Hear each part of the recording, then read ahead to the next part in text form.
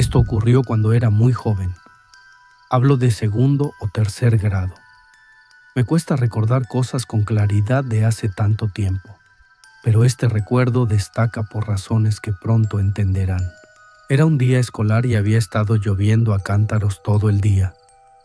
Después de recogerme de la escuela, mis padres salieron de casa para unos eventos de alto nivel. No recuerdo si fue una recaudación de fondos o una cena o algo completamente distinto. De cualquier manera, se suponía que debían regresar a casa esa noche. Pero mientras estaban fuera, la tormenta arreció como loca y se volvió peligroso conducir largas distancias. Así que, en lugar de regresar a casa, decidieron a regañadientes pasar la noche en casa de uno de sus amigos que vivía mucho más cerca de donde era el evento. Recuerdo que me llamaron al teléfono fijo y se disculparon repetidamente por dejarme allí sola, aunque insistí en que ni siquiera tenía hambre y que estaría bien. Mi madre me dio una lista de cosas que hacer antes de acostarme: cerrar todas las puertas y ventanas, mantener al menos una luz de la casa encendida, asegurarme de que todas las persianas estuvieran bajadas. Lo típico. En ese momento no entendía por qué le daban tanta importancia a todo. No era lo suficientemente mayor para darme cuenta de lo importante que era no dejar a los niños de mi edad solos en casa. De hecho, estaba un poco emocionada de tener el lugar para mí sola. Significaba caramelos ilimitados y sin hora de acostarse. Obviamente no tenía televisión ni ninguna pantalla en mi habitación, así que me quedé abajo en la sala viendo la televisión en el sofá. Me dije a mí misma que haría todas esas cosas que mi madre había pedido justo antes de irme a dormir, ya que planeaba quedarme despierta toda la noche de todos modos. Pero en algún momento más tarde esa noche, el bajón de azúcar me afectó y me quedé dormida accidentalmente. No es de extrañar. No recuerdo exactamente a qué hora me desperté, pero era lo suficientemente tarde como para que la televisión se hubiera puesto en modo de suspensión, así que unas 3 horas como mínimo. Recuerdo claramente sentir mucho más frío cuando me desperté. Nada fuera de lo común. Quiero decir, las temperaturas bajan por la noche, pero la diferencia fue lo suficientemente significativa como para que hiciera la conexión al instante, incluso a esa joven edad. Pensé en acurrucarme de nuevo y volver a dormir, pero entonces recordé la lista que mi madre me había dado. Incluso a esa edad, sabía que ella se enteraría si no lo hacía, y realmente no quería meterme en problemas después de que confiara en mí para quedarme sola en casa. Así que me obligué a levantarme del sofá y fui a revisar las ventanas y las puertas. Di una vuelta e hice todo lo que pidió. Cerré las puertas delantera y trasera. Bajé todas las persianas, revisé las ventanas, incluso la luz. Todo estaba bien cerrado, lo que me confundió un poco porque la casa todavía se sentía mucho más fría de lo que debería. Incluso puse la mano contra un par de ventanas para asegurarme de que no estuvieran abiertas o algo así, pero estaban todas selladas. Pensé que tal vez la tormenta había estropeado la calefacción o algo así, y no le di más vueltas. Esa explicación me pareció lógica en ese momento, y estaba tan cansada que no podía dedicar más energía a pensar en la calefacción. Así que subí a mi habitación, lista para meterme en la cama y olvidarme de todo. Cuando llegué a mi habitación, finalmente me di cuenta de lo mal que había empeorado la tormenta. Nuestra sala de estar está en el centro de la casa, así que no había podido apreciar realmente la tormenta desde allí abajo. Mi habitación de la infancia tiene una gran ventana exterior, sin embargo, así que podía oírlo todo. La lluvia golpeaba el cristal como si intentara entrar, y cada minuto más o menos había un destello de relámpago seguido de un estruendo ensordecedor de trueno. No me daban miedo las tormentas a esa edad, pero recuerdo que me preocupaba que un árbol fuera a caer en la casa. Probablemente por eso tuve problemas para volver a dormirme. A pesar de que estaba agotada, no hacía ni 20 minutos. Mientras estaba allí acostada intentando dormirme, empecé a percibir unos ruidos extraños. De vez en cuando se oían unos ruidos raros de crujido como madera que se mueve. El caso es que todo el suelo está alfombrado, así que no podía venir de mi habitación. Al principio pensé que era un árbol meciéndose con el viento, pero el sonido no encajaba del todo. Incluso entonces conocía los sonidos generales asociados con las tormentas eléctricas. Definitivamente no era uno de ellos. Empezó a molestarme después de un rato. Por alguna razón, no era la tormenta lo que me mantenía despierta. Eran esos ruidos estúpidos. No podía soportarlo más. Así que me senté y miré alrededor de la habitación. No estaba muy segura de lo que buscaba. Escuché, intentando ahogar los ruidos de la tormenta y concentrarme en el crujido. Un relámpago iluminó toda la habitación.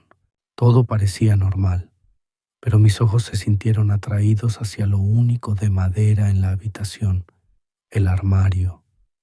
La habitación volvió a oscurecerse y me quedé sentada perfectamente quieta. Aproximadamente un minuto después volvió a haber un relámpago y mi habitación se iluminó de nuevo por una fracción de segundo, y en esa fracción de segundo vi algo que me hizo ahogarme. La puerta del armario estaba entreabierta. Había estado cerrada antes. Estaba 100% segura de ello. Algo la había abierto. Había algo en mi habitación. No grité, no hablé, ni siquiera pensé. Simplemente me levanté de la cama lo más silenciosamente posible y salí de la habitación. Ese paseo de la cama a la puerta se sintió como un viaje de 500 millas y 5 años. Inmediatamente bajé las escaleras y me escondí debajo de la mesa del comedor. Entonces, y solo entonces, empecé a llorar. No sabía qué más hacer. Había alguien en mi casa, en mi habitación, y mis padres estaban demasiado lejos para ayudarme. No estoy segura de cuánto tiempo estuve debajo de esa mesa, pero en un momento dado, oí pasos bajando las escaleras. Aguanté la respiración sabiendo que cualquier ruido que hiciera podría haber acabado con mi vida. No eran pasos normales. Sonaba como si lo que fuera estuviera saltando y rebotando por las escaleras. Los pasos se acercaron. Se acercaban a la mesa del comedor como si supieran dónde me escondía. No puedo decirles lo asustada que estaba. Realmente pensé que iba a morir. Y entonces, desde debajo de la mesa, los vi. No podía ver su parte superior del cuerpo, pero 2 pies descalzos entraron en mi campo de visión. 2 piernas sucias, mojadas y embarradas que estaban teñidas de amarillo. No podía decir si eran piernas de hombre o de mujer. Así de desagradables y casi desfiguradas se veían. Había cortes por todas sus piernas como si se hubieran revolcado en un arbusto espinoso. También tropezaban como si les costara incluso mantenerse erguidos. Y justo cuando pensaba que no podía empeorar, soltaron algo. Era una llave inglesa. Cayó al suelo. Y les digo, me costó cada fibra de mi ser luchar contra un grito. Si esa persona se agachaba a recoger la llave inglesa, definitivamente me vería. Con los ojos muy abiertos, observé cómo esa persona se quedaba quieta, sin recoger la llave inglesa, pero tampoco sin irse. Se sintió como un enfrentamiento donde cualquier movimiento en falso podría acabar con mi vida. Finalmente continuaron caminando y ya no pude verlos.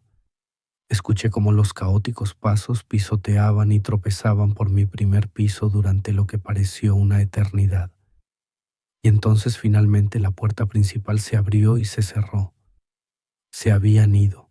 Me quedé escondida debajo de esa mesa durante mucho tiempo después de eso. Una parte era miedo, pero otra parte era lo que solo puedo describir como trauma. Simplemente recuerdo estar temblando y asustada. Tenía la edad justa en la que entendía lo peligrosa que era la situación, pero no lo suficientemente mayor como para saber cómo lidiar con ella. El resto de la noche fue un poco borroso. Recogí la llave inglesa del suelo, no queriendo que mis padres la encontraran a la mañana siguiente. Después de asegurarme de que la puerta principal estaba cerrada, volví sigilosamente arriba. Me metí en la cama y me quedé dormida. Todo volvió a la normalidad después de eso. Por alguna razón, me aterrorizaba contárselo a mis padres.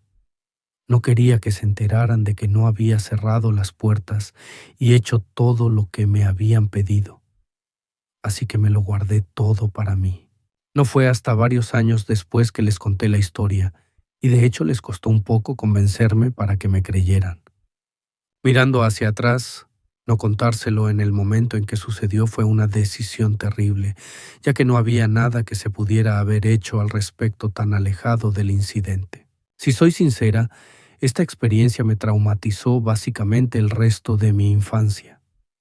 Dormí con una luz nocturna a partir de entonces y desarrollé un miedo a la oscuridad que no desapareció durante mucho tiempo. Todavía me cuesta explicar lo que pasó esa noche, pero aprendí la lección. Cierra tus puertas por la noche. Esto ocurrió a lo largo de 3 o 4 años cuando era niño. No recuerdo exactamente cuándo tuve el primero, pero empecé a tener esta pesadilla recurrente, semilúcida, tal vez una vez cada par de meses. Por lo que puedo recordar, así es como iba. Estaba acostado en la cama, pero la vista no era desde mi perspectiva en primera persona.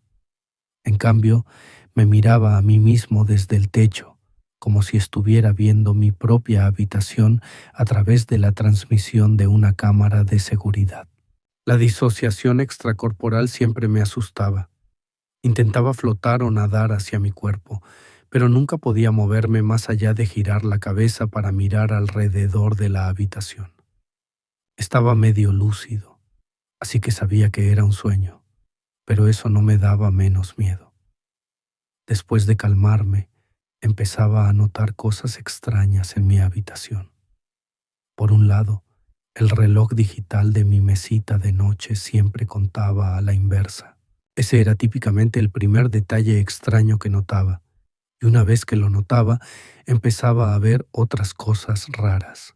Había dibujos pegados en lugares aleatorios de las paredes y el tocador, como dibujos a crayón que esperarías de un niño de mi edad, pero yo no recordaba haberlos hecho nunca. No era el tipo de niño que dibujaba mucho, así que no era como si los hubiera olvidado. Siempre mostraban lo mismo, una fila de personas tomadas de la mano, todas sonriendo, con una figura más pequeña que solo podía imaginar que era yo. Siempre estaban parados frente a una casa con un tejado azul, pero no recuerdo mucho más de los dibujos que eso. El otro detalle de los sueños que todavía me impacta es un viejo tren de juguete que siempre estaba en un lugar diferente en el suelo de mi habitación, lo cual era significativo porque había perdido ese juguete en particular años antes. De todos modos, después de analizar mi habitación un rato, sentía un impulso inexplicable de mirar por la ventana de mi habitación. Miraba y, como si estuviera en cola, aparecía un hombre a pocos centímetros del cristal. Tenía el pelo corto y gris y lo que parecía un corte en la sien izquierda.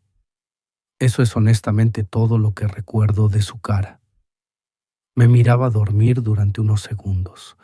Luego empezaba a arañar la ventana como si intentara abrirla desde fuera.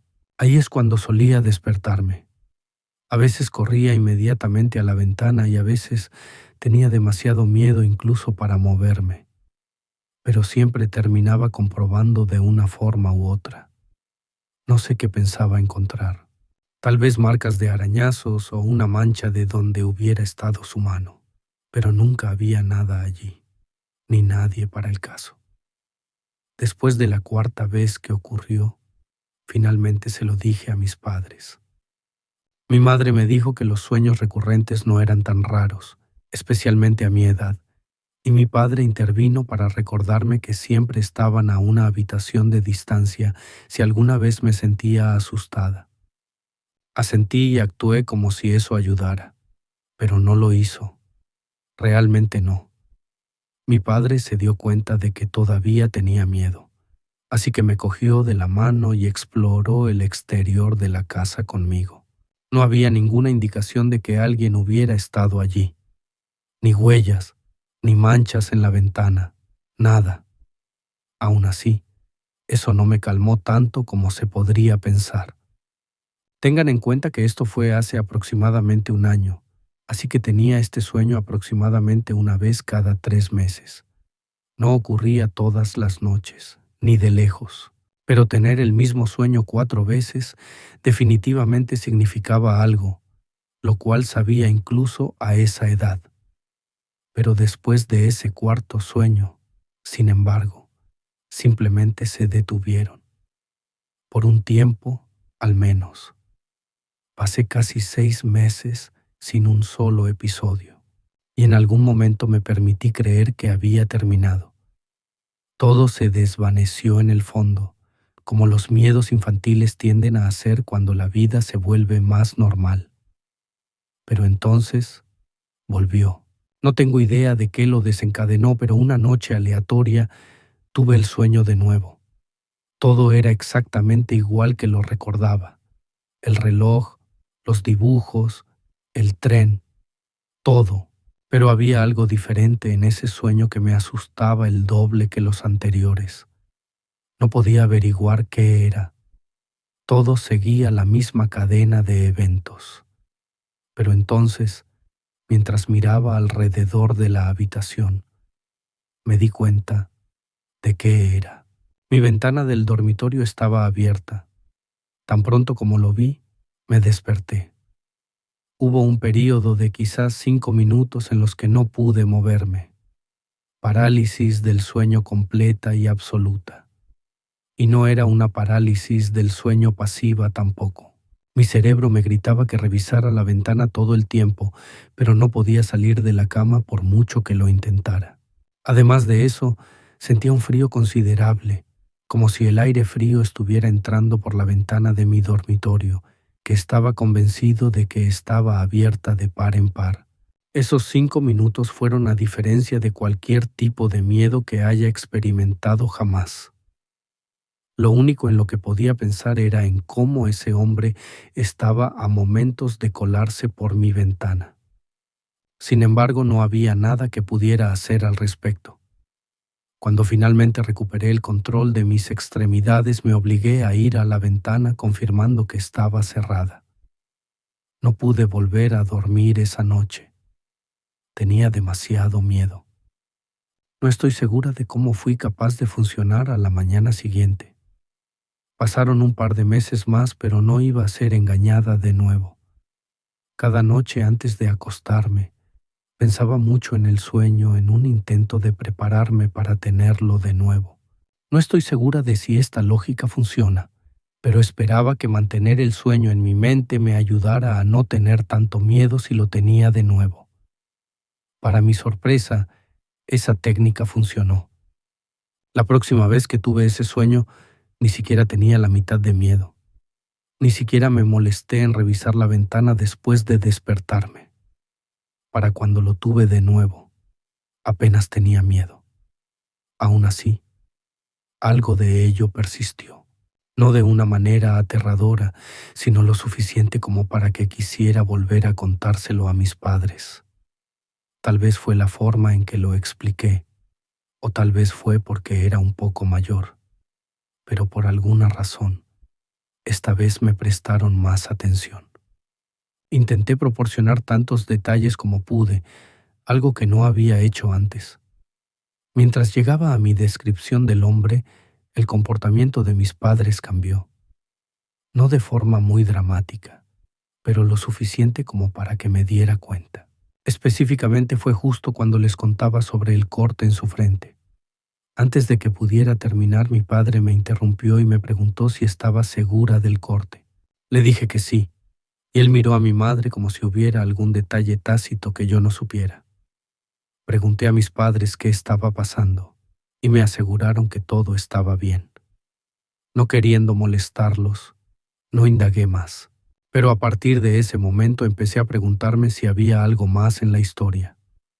Como resultó, unos días después de esa conversación, mis padres se sentaron conmigo y se confesaron. No fue una revelación dramática ni nada. Simplemente dijeron que había algo que querían contarme. Mi madre hizo la mayor parte de la conversación. Al parecer, cuando yo era muy pequeña, demasiado pequeña para recordarlo, había un hombre llamado Brian que solía vigilarme a veces.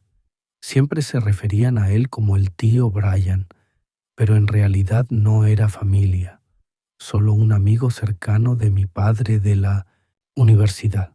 Supongo que estuvo mucho tiempo conmigo cuando era bebé y un niño pequeño, especialmente durante las veces en que ambos padres trabajaban a tiempo completo. Pero algo pasó. Mi padre no dio detalles, solo dijo que hubo una pelea entre ellos, lo suficientemente mala como para que cortaran completamente los lazos.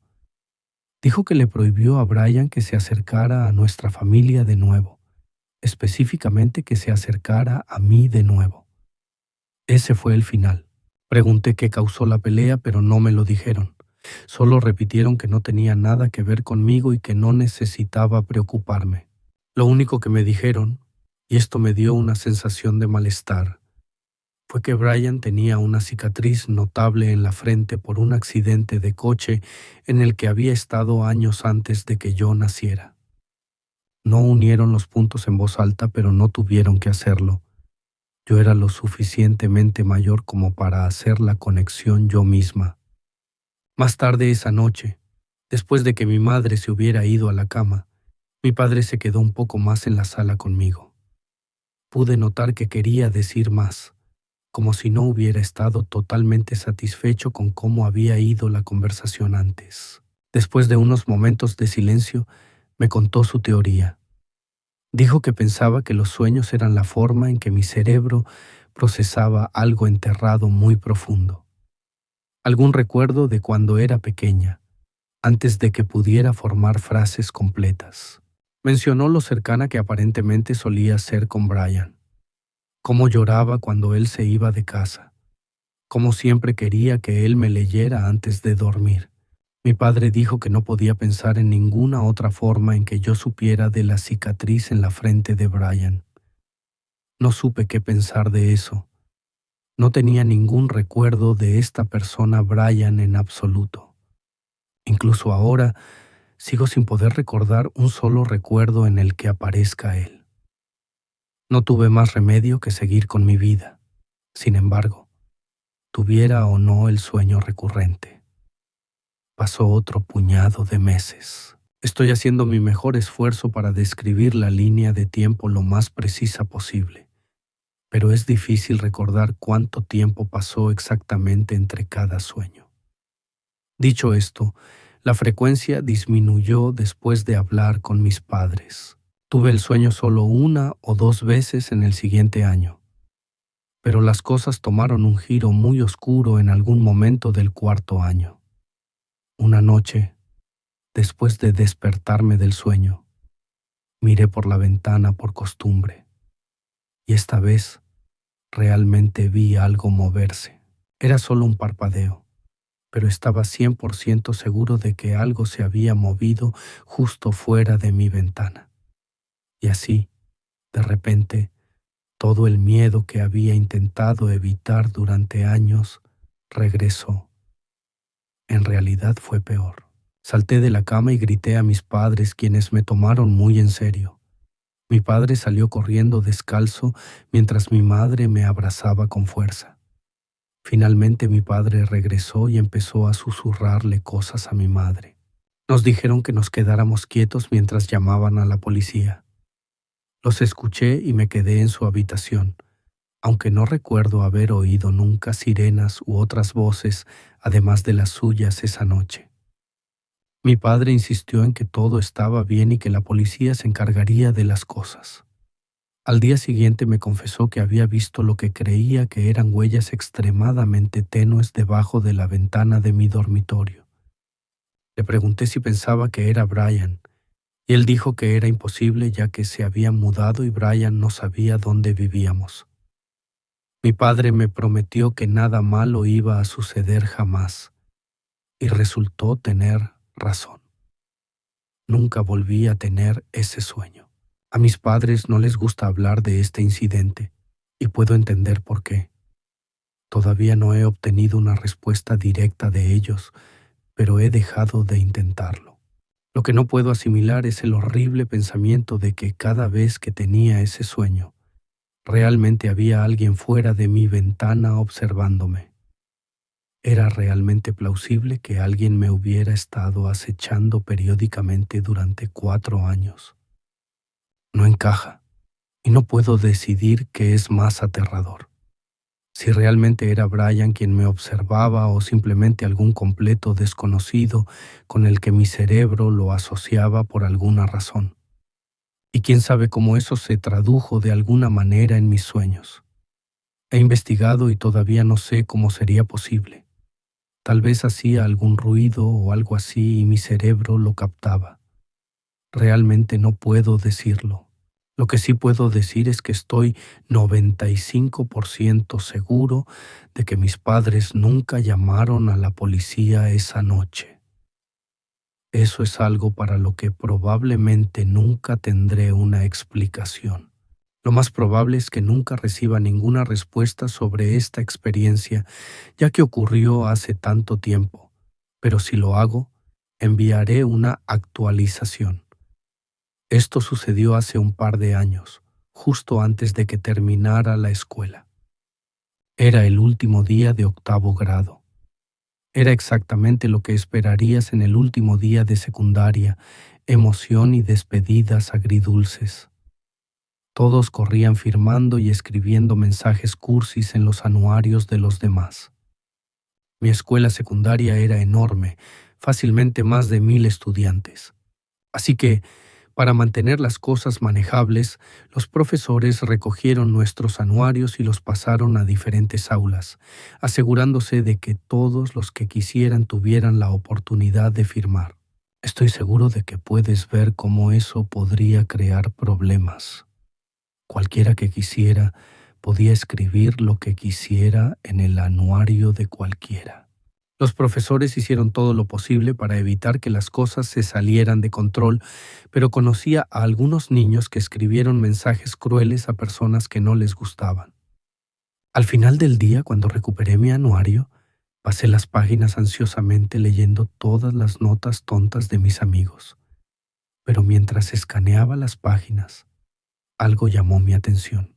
Había una firma debajo de la cara de alguien a quien nunca había visto antes. Su nombre era Samuel Robinson III, un nombre que recordaré mientras viva.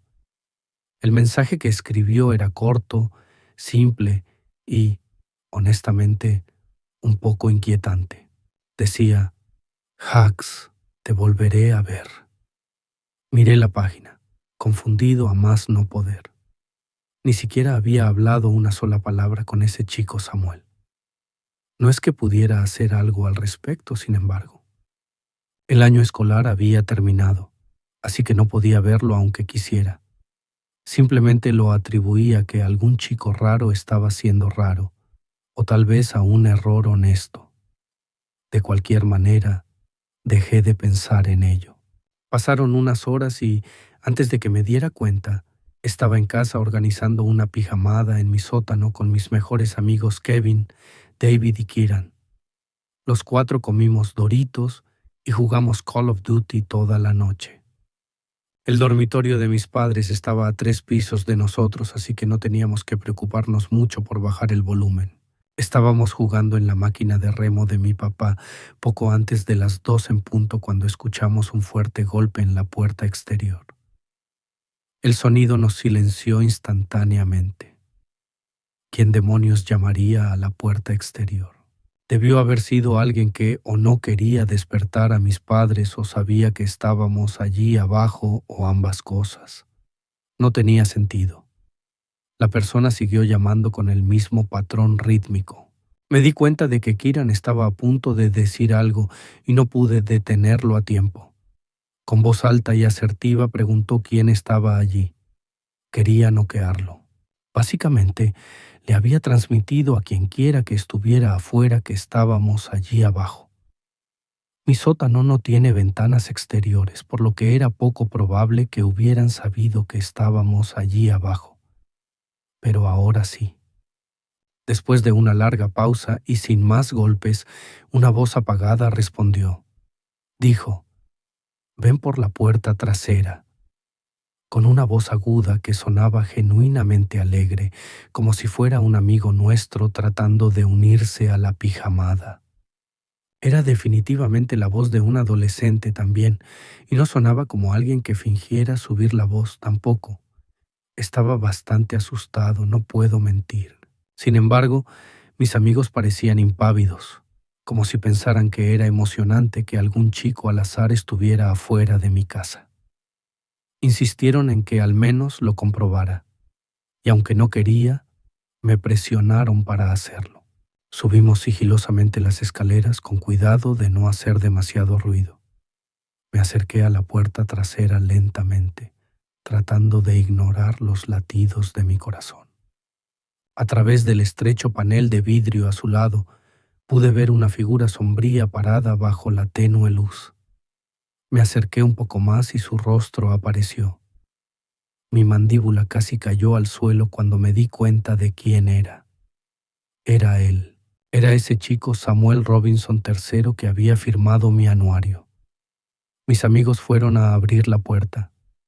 Dios sabe por qué, pero los detuve diciendo que sabía quién era. Les expliqué lo que había sucedido y eso cambió un poco su estado de ánimo. Ten en cuenta que Sam todavía estaba afuera mientras hablábamos y definitivamente podía vernos.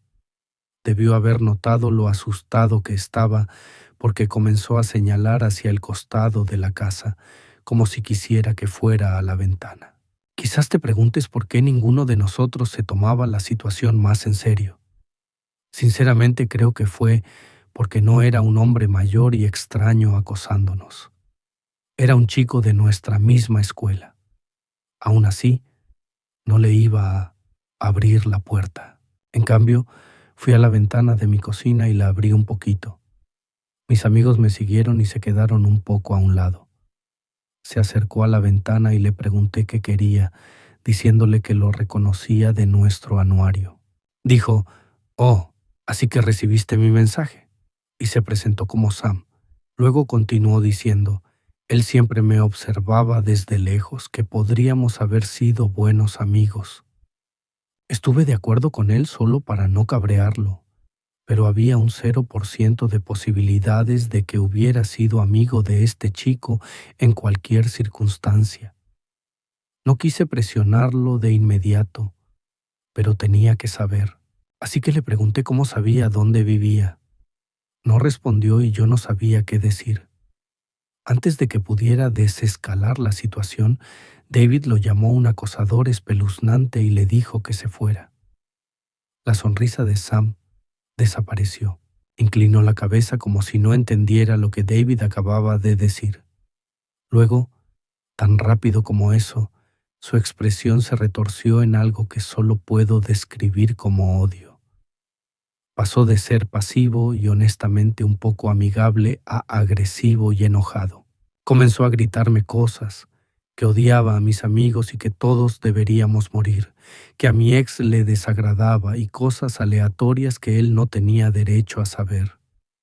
Extendió la mano hacia la ventana e intentó forzarla a abrir, pero la cerré y la bloqueé. Empezó a gruñirle a la ventana y a golpearla como un animal. Estaba a 2 segundos de romperla. Les digo, debemos haber causado bastante conmoción, porque mis padres bajaron corriendo las escaleras exigiendo saber por qué los habíamos despertado. Fue entonces cuando Sam huyó. Les conté a mis padres lo que sucedió lo más rápido que pude y mi papá salió corriendo en calzoncillos. Regresó unos minutos después diciendo que no tenía idea de a dónde se había ido el chico. No estoy seguro por qué, pero mis padres no llamaron a la policía. Simplemente nos dijeron que volviéramos a dormir y que se encargarían de la escuela a la mañana siguiente, solo para darle al chico el beneficio de la duda. A la mañana siguiente se pusieron en contacto con la escuela. Fue entonces cuando nos enteramos de la perturbadora verdad. Sam había sido expulsado unas semanas antes de que terminara el año y no debería haber estado en la escuela el último día. Aparentemente los anuarios se imprimieron antes de su expulsión, lo que explicaba por qué su foto todavía estaba incluida. Eso significaba que se había colado en la escuela de alguna manera solo para escribirme ese mensaje, lo que me asustó más allá de lo creíble. A pesar de trabajar con la escuela para averiguar más, nadie pudo rastrear a Sam. Era como si él y sus padres no existieran. Todo fue un gran problema, pero la escuela hizo lo que pudo para mantener las cosas en secreto. Hasta el día de hoy, todavía no tengo idea de cómo sabía dónde vivía. Eso es lo que más me asusta. La teoría que corre es que era un niño joven mentalmente desafiado y problemático que desarrolló un extraño gusto por mí por alguna razón, y luego me acosó durante quién sabe cuánto tiempo. Mis padres estuvieron preocupados durante semanas. Es algo de lo que ya no hablamos porque es incómodo, pero vivir en la misma casa nunca se ha sentido igual desde entonces. Esto sucedió hace bastante tiempo, cuando tenía 22 años. Han pasado suficientes años como para que me sienta seguro hablando de ello. Acababa de salir de la universidad con un trabajo deseable y gastos mínimos, ya que vivía en mi casa de la infancia con mis padres. Imagínate eso, acumulando ahorros considerables sin tener que preocuparse por la comida o un lugar para dormir, y todo el tiempo teniendo acceso completo a la habitación en la que crecí, a mi coche y a todas las comodidades de mi ciudad natal. Es seguro decir que vivía en pura felicidad. Créanme, sabía lo afortunada que era de tener padres que me permitieron quedarme en casa y sin pagar alquiler. Sé que mucha gente no tiene esa opción, así que es algo que nunca di por sentado, pero no todo fue tan libre de estrés como se podría pensar. Lo que voy a contarles sucedió hace menos de un mes que regresé a casa. Nunca he sido lo que la gente de mi edad llama una chica de fiesta. No bebo cantidades excesivas de alcohol. No paso cada gramo de mi tiempo libre en discotecas. Y definitivamente no permito que los hombres dicten mi vida de ninguna manera. Así es como me criaron. Mi padre es el hombre más importante en mi vida y la cultura de las relaciones casuales me repugna. Debido a todo eso, mi vida es bastante rutinaria. Me despierto, satisfago mi adicción a la cafeína, voy al trabajo, voy al gimnasio, leo un poco mi libro en casa, juego en mi teléfono y me voy a dormir. Los fines de semana son para hacer senderismo, viajes cortos por carretera, juegos de mesa y cualquier otra cosa que decida pasar mi tiempo haciendo.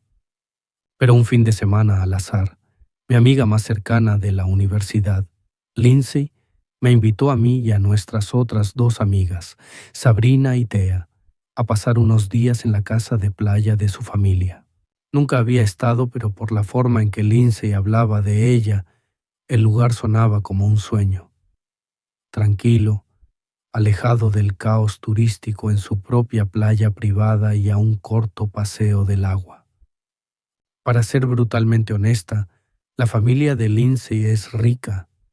Creo que ambos padres eran neurocirujanos, así que tenía la sensación de que su casa de playa sería increíble, y no me decepcionó en absoluto. Cuando la vi por primera vez, me quedé asombrada. Miren, no soy arquitecta, pero sé reconocer una casa de estilo moderno cuando la veo. Y la de Lindsay debe haber sido ultramoderna porque parecía más una casa de seguridad militar encubierta que un hogar personal. Me encantaría mostrarles fotos, créanme, tengo muchas. Pero por respeto a la familia de Lindsay, creo que sería de muy mal gusto, incluso si lo que voy a contarles no hubiera sucedido. Las cuatro descargamos nuestras cosas y decidimos dónde dormiríamos. Lindsay obviamente tenía suficientes habitaciones individuales para que todas ocupáramos. Pero qué gracia tendría eso. En cambio, Las cuatro nos quedamos en la misma habitación, una de las habitaciones de los niños que tenía 2 juegos de literas y su propio baño adjunto. Llevábamos allí 3 noches, que en mi opinión es el tiempo perfecto para pasar en pareja con alguien que no sea tu familia. Tiendo a ser relativamente irritable, por lo que cualquiera que no sea limpio o educado me molesta bastante fácilmente. No es que alguna de mis amigas lo sea, pero ya saben cómo es. Sé que ya les hablé de mi estilo de vida relativamente aburrido, pero si hubo un momento para beber, fue ese fin de semana con mis amigos, así que definitivamente planeé relajarme un poco más de lo que normalmente lo haría. Sin embargo, quisimos que la primera noche fuera bastante tranquila, así que caminamos por la playa privada conectada a la casa y nos sentamos en la arena contemplando las estrellas. Las cuatro estábamos bebiendo White Claws y escuchando música house en el altavoz de Sabrina cuando notamos algo en la distancia.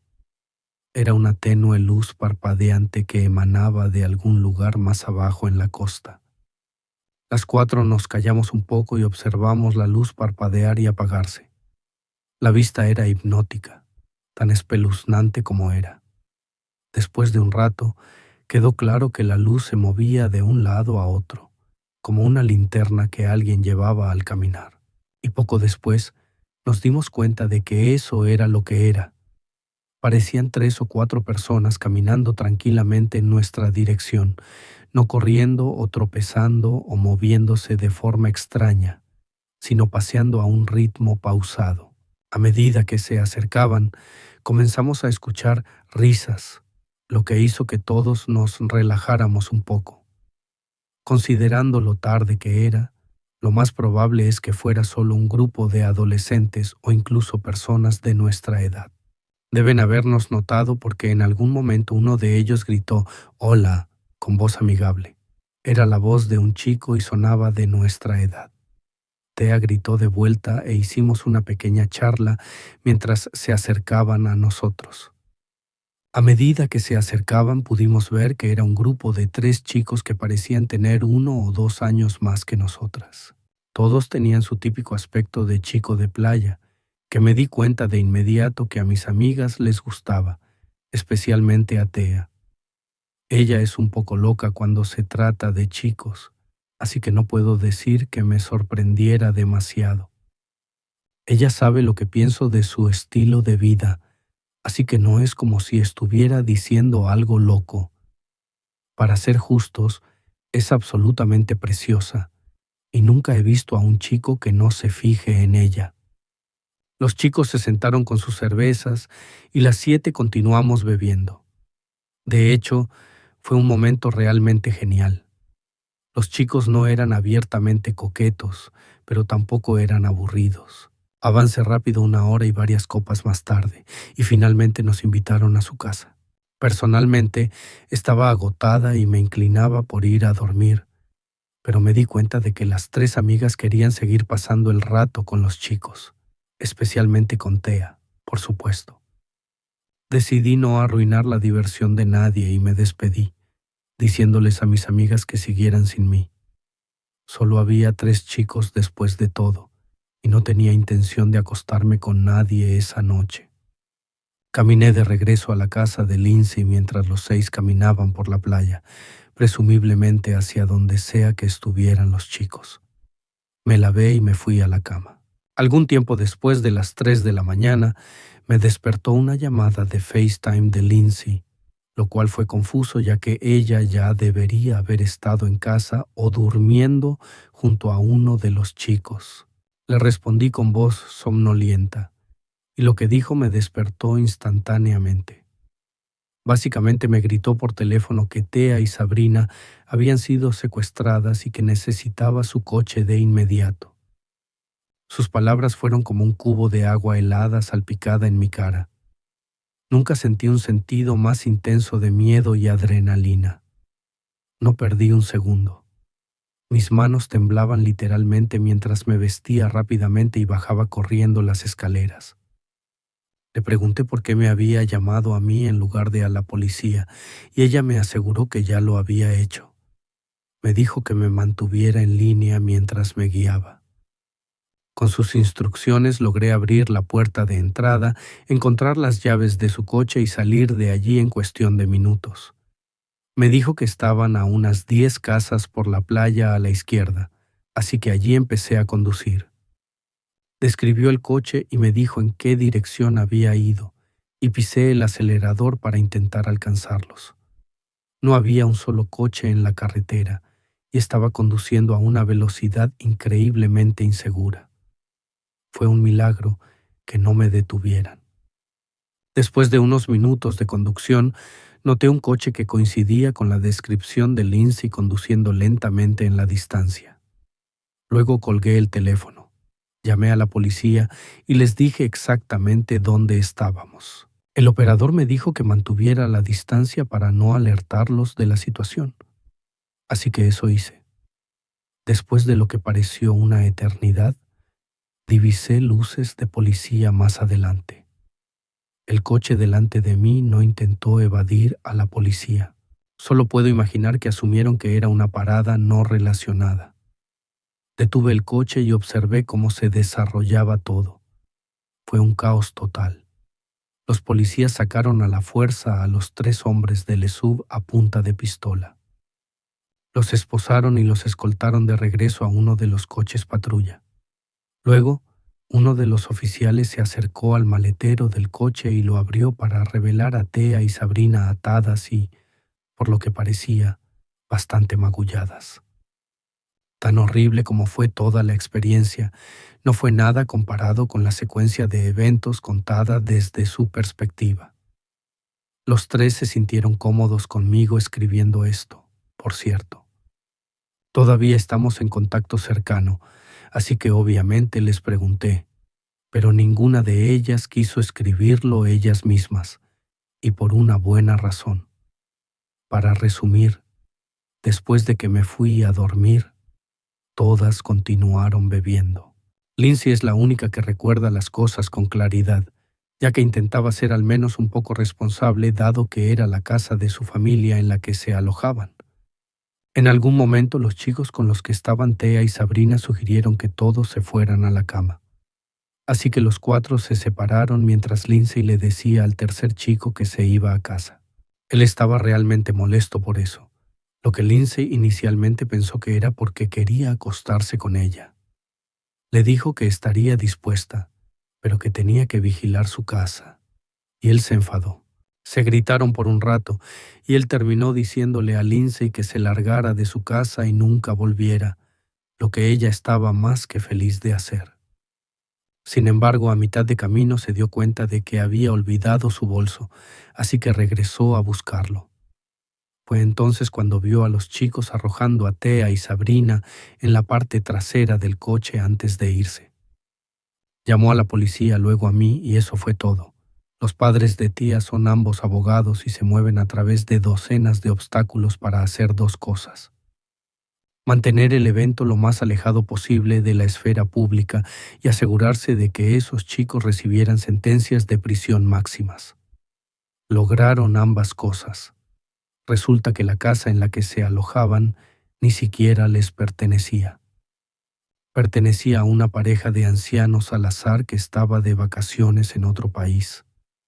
Eso, más la gran cantidad de otros delitos de los que fueron acusados, los envió a la cárcel por mucho tiempo. Aunque todavía creo que no hay sentencia lo suficientemente larga que pueda compensar adecuadamente lo que hicieron. Por mucho que odie admitirlo, esto me traumatizó durante años. No podía ir a la playa, ni a las noches tardías, ni hablar con extraños, sin importar cuán inofensivos parecieran o cuán segura se sintiera una situación. Me volví antisocial y me distancié un poco de las chicas, pero afortunadamente eso ha cambiado. Ni siquiera puedo empezar a imaginar cómo este incidente afectó a Thea y Sabrina. Una parte de mí siente que no recordar nada es una bendición disfrazada.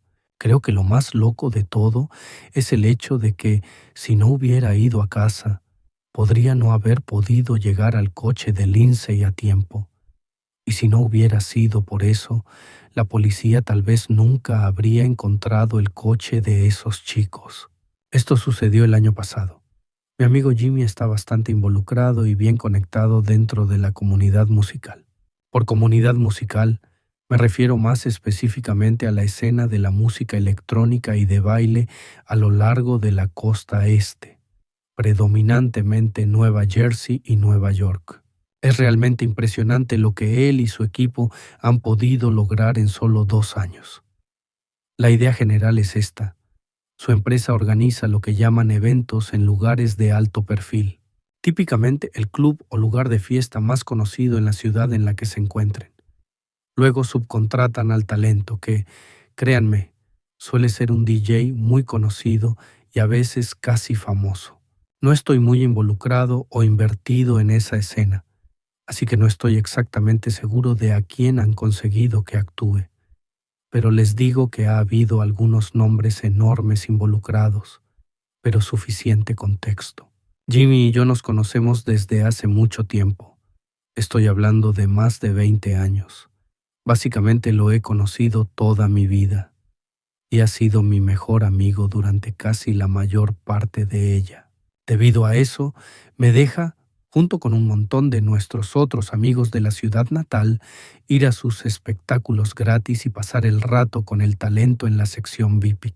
Es realmente genial y algo por lo que desearía expresar mi gratitud con más frecuencia.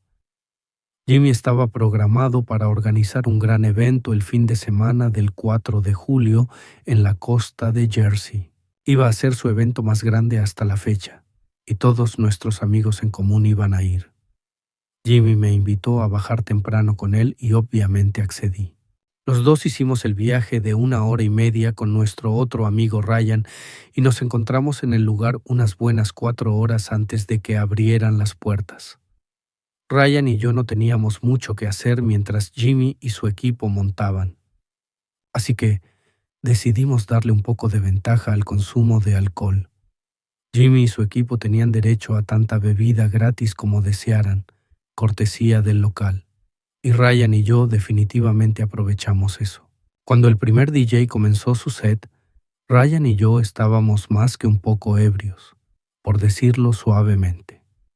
Después de todo, era el fin de semana del 4 de julio, así que sentimos que nuestras actividades degeneradas estaban justificadas. Avancemos un par de horas, y Ryan y yo estábamos completamente destrozados. Sinceramente no recuerdo un momento desde entonces en el que haya estado tan borracho. Ni siquiera cerca. No me malinterpreten. Ryan y yo somos hombres adultos. Sabemos manejar el alcohol. Vomitar, hacer el ridículo no era el problema, aunque era genuinamente solo el problema de tener un menor control de impulsos y una peor toma de decisiones. Pero de todos modos, lo estábamos pasando genial. Al menos por lo que recuerdo, el evento estaba terminando y estaba llegando a ese punto de la noche en el que o averiguabas cómo ibas a llegar a casa o con quién, o ambas cosas. Jimmy había alquilado un Airbnb muy cerca y prometió a Ryan y a mí una cama, así que el primer problema no fue una preocupación. El segundo problema, sin embargo, era lo que me preocupaba. Los dos nos acercamos bailando al bar y comenzamos a hablar con algunas chicas que encontramos atractivas, y antes de lo que pensamos, habíamos averiguado con quién íbamos a pasar el resto de la noche.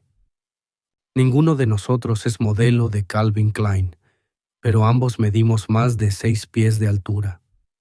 Por alguna razón, la gran mayoría de los chicos que rondan por Jersey Shore suelen ser más bajos que el promedio. Así que ser alto es un impulso aún mayor de lo que suele ser. Y por alguna razón, ese parece ser el atributo principal que la mayoría de las chicas en Jersey Shore buscan. No la apariencia, no la complexión, no la inteligencia, sino la altura. No me pregunten por qué. La mente de Jersey y la femenina sigue siendo algo que aún no he logrado comprender. Probablemente estoy estropeando sus nombres, pero estoy bastante seguro de que las dos chicas se presentaron como Gianna y Marcela. Nuestro encuentro con ellas coincide con el momento en que mi capacidad para recordar eventos con precisión se vuelve un poco confusa. Por lo tanto, puede haber lagunas en la historia a partir de aquí. Por lo que recuerdo, fue en realidad Marcela quien sugirió que todos nos fuéramos juntos y continuáramos la fiesta en otro lugar, con lo cual Ryan y yo no íbamos a discutir. Yana nos dio un trago a los dos e insistió en que nos pusiéramos a su nivel antes de irnos, aunque ambos probablemente ya habíamos consumido el equivalente en líquido a su peso corporal en alcohol. Conozco esa dinámica. Que las chicas les den tragos a los chicos suena un poco ortodoxo, y lo es, pero estas chicas eran claramente ricas, dado cómo estaban vestidas. Después de tragar los tragos, los cuatro comenzamos a dirigirnos hacia la salida del local. En el momento en que salimos, Marcela sugirió que fuéramos a su casa, que estaba bastante cerca y también justo en la playa. Su comentario realmente me sorprendió un poco. Estaba totalmente anticipando regresar a nuestro Airbnb, considerando que los chicos solían ser los que organizaban en situaciones como esta.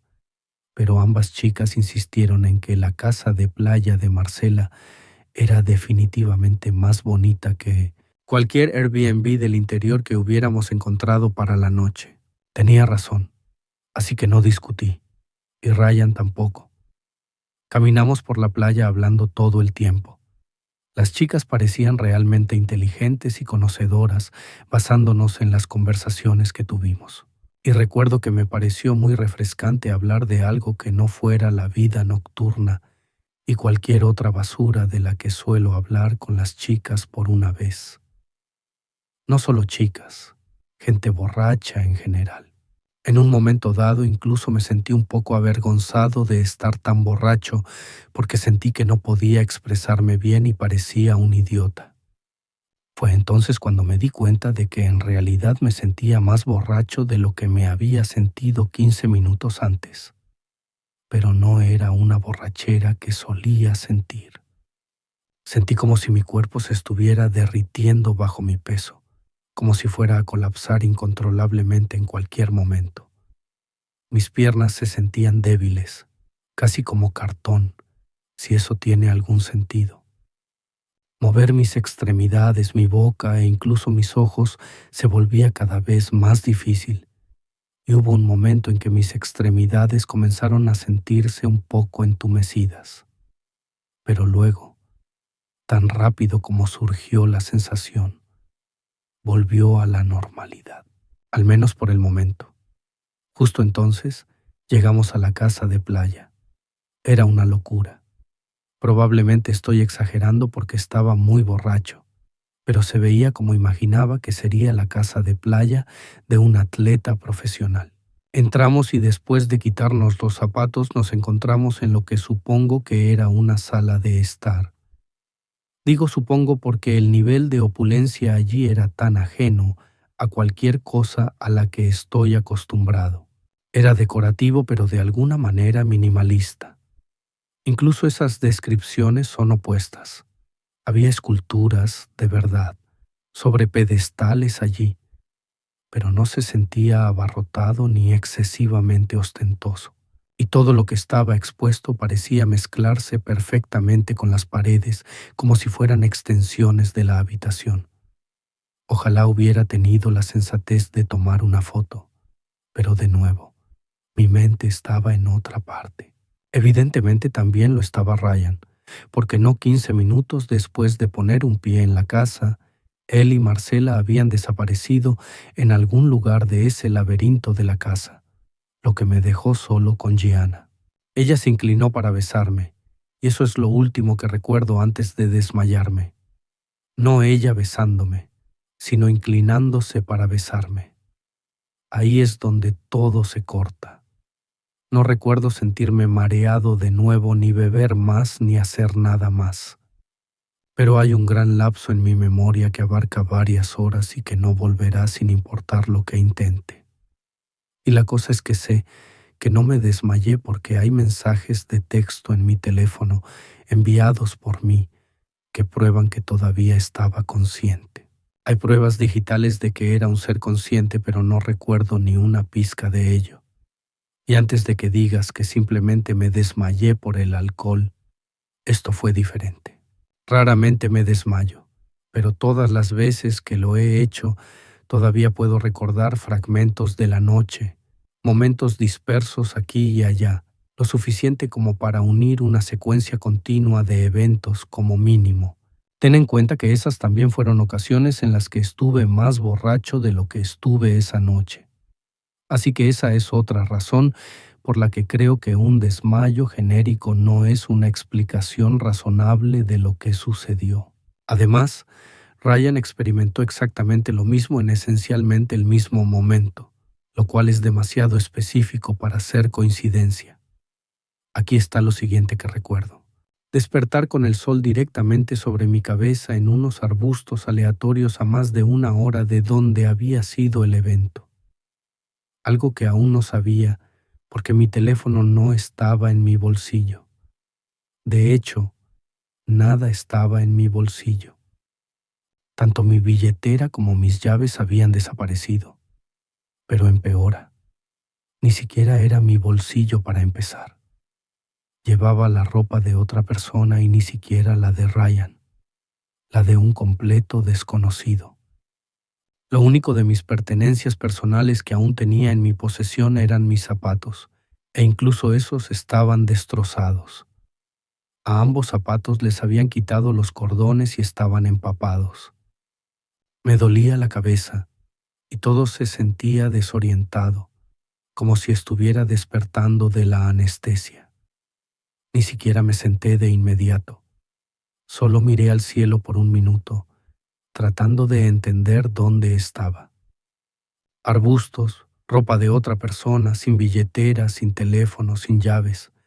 Basado en mis zapatos parecía que había estado en el agua recientemente, pero no olía a agua salada ni a cloro. La peor parte de todo fue la blancura. Genuinamente no podía recordar nada después de que Gianna se fuera.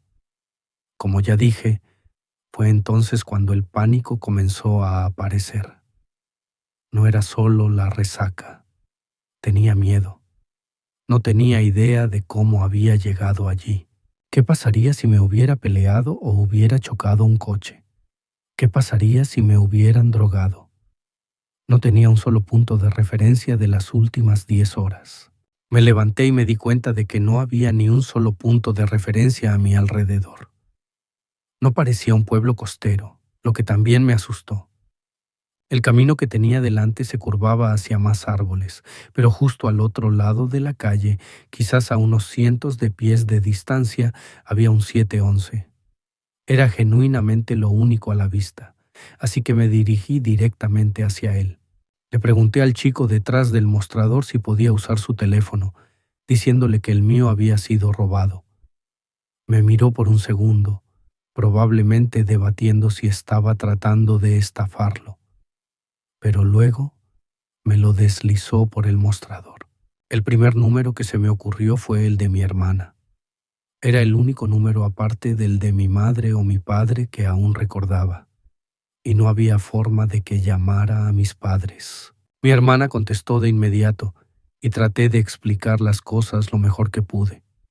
Ella terminó dándome el número de Ryan, al que llamé varias veces, pero sin éxito. Fue entonces cuando comencé a preguntarme si lo que me había pasado también le había pasado a él. Drogado, robado, abandonado en unos arbustos aleatorios a una hora de distancia. Estaba a punto de llamar a la policía cuando, ¿qué creen? Ryan entra en el mismo 711. Nos quedamos mirándonos por un segundo antes de darnos la mano. Luego me contó su versión de las cosas, y lo adivinaron. Fue la misma historia, casi exactamente. Eso lo selló para nosotros. Llamamos a la policía, asegurándonos de agradecerle profusamente al trabajador del 711. Avancemos unos minutos y ahora estamos relatando nuestra historia a la policía afuera de la tienda. Para ser justos, se tomaron todo lo que dijimos en serio al principio, pero cuanto más les contábamos, más cambiaban sus preguntas. ¿Estábamos seguros de que no habíamos bebido demasiado? Quizás nos habíamos alejado y nos habíamos desmayado en algún lugar. No nos estaban acusando directamente, pero estaba claro que no estaban completamente convencidos de que hubiera sucedido algo criminal. Les dije que era poco probable que hubiéramos vagado borrachos hasta un pueblo a 1 hora de distancia a pie. Y no creo que les gustara mucho ese comentario. Les di el número de mi hermana y les pedí que la llamaran. Ella ya estaba rastreando mi teléfono a través de Find My iPhone. Para nuestra sorpresa colectiva, mi teléfono aparecía en medio de un estacionamiento a unos minutos de distancia. Los oficiales acordaron llevarnos y efectivamente ambos teléfonos estaban tirados en el pavimento uno al lado del otro. Si bien fue genial tener mi teléfono de regreso, eso solo confirmó la teoría de la policía de que solo habíamos estado borrachos. Comenzaron a decir que probablemente ni siquiera nos habían robado, que habíamos perdido nuestras billeteras de la misma manera que habíamos perdido nuestros teléfonos. Intentamos convencer a la policía para que revisaran la casa a la que Marcela nos había llevado, la que ella decía que era suya, pero no quisieron. Nos dijeron que probablemente estábamos demasiado borrachos y que no recordábamos las cosas correctamente. Uno de ellos incluso dijo, «Sucede más de lo que creen». Luego nos dieron sus tarjetas y nos dijeron que los llamáramos si recordábamos algo más. Fue realmente impactante cuán reacios fueron a conectarnos incluso con otros oficiales que estarían dispuestos a ayudar. Nos dijeron que buscáramos un transporte a casa, ya que nuestros teléfonos todavía estaban cargados y simplemente nos dejaron allí. Después de que se fueron, revisé mi teléfono por primera vez y las cosas se pusieron aún más extrañas. Había mensajes de texto enviados por mí a mucha gente que conocía. Jimmy, mis padres, algunos compañeros de trabajo, incluso algunas chicas con las que había estado hablando. Todo sonaba normal. Cosas que podría haber dicho si hubiera tenido una noche tranquila y coherente. El texto genuinamente sonaba como yo, pero desde un punto de vista de continuidad, no tenían ningún sentido cuando se consideraban en conjunto.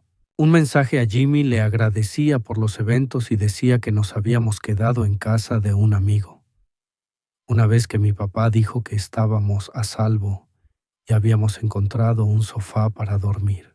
Había otro para una chica con la que había estado enviando mensajes de texto que simplemente decía algo casual, como que estaba en casa y pensando en ella.